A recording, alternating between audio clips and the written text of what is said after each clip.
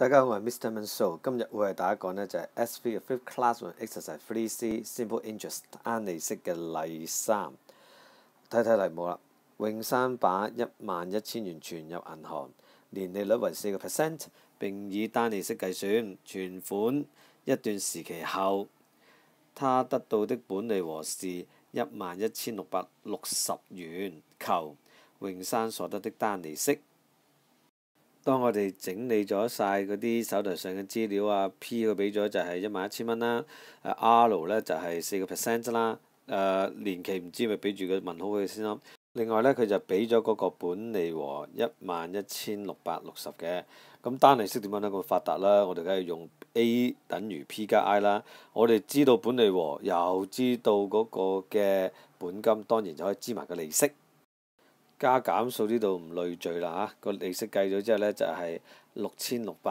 Part B 就問該筆款項嘅存款期，即係我哋而家唔知嗰個嘅 T 啦。好，咁我哋就將嗰個存款期切咗做 T 先，得唔得？細階 T。咁我哋用翻啦 I 等於 PRT，即係interest 利息呢就等於本金乘年利率再乘以時間嘅。OK， 咁本金我哋知道係11,000啦。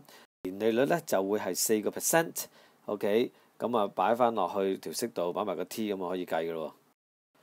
11,000乘以0.04當然係440 T， 咁最尾只需要將左右手除以440，咁就會計到 T 呢就等於1.5嘅啦。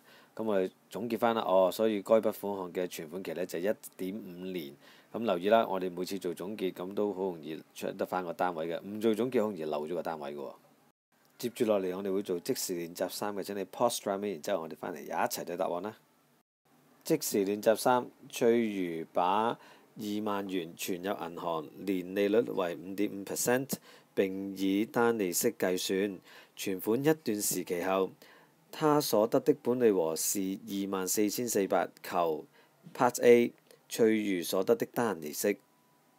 第一件事就係乜都唔好搞啦，就將嗰啲嘅資料整理好咗先啦。咁我哋熟悉嘅利息嘅計算啦 ，PRT 睇下齊唔齊啦。喂，唔齊喎。OK， 咁睇下仲有啲咩資料喎？仲有呢個本利和，咁搞掂啦。我哋呢就會用本利和等於本金加利息去計㗎。好，用嗰條式A 加 PI 代翻晒啲數字，然之後呢就減咗20,000過去啦。我哋知道呢利息呢就係4,400蚊啦。好，睇埋 Part P 啦，就要求該筆款項的存款期。喂，而家你都有埋 I 啦 ，I 等於呢一個嘅 PRT， 將嗰個4,400呢就擺翻落個 I 位度。本金位就擺翻20,000，年利率位就擺翻0.55咁樣。個 T 呢，我哋就切咗做年期。OK， 再下一步呢，就乘埋20,000同埋0.055，根據我小電腦計算呢，就係1,100。最後左右手除咗1,100之後 T 等於4，咁記得總結啦，就存款期為4年，咁又話搞掂啦。OK， 咁希望同學都對呢個I 等於 PRT 呢條式會比較熟啲啦，即係單利息有3樣嘢控制住嘅，就係本金啦、年利率啦同埋時間。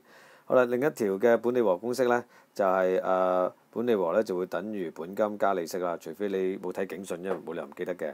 不過呢，就第3條式我哋下個 video 就會用㗎啦，就係 A 等於P1 加 RT 嘅。好，多謝大家，拜拜。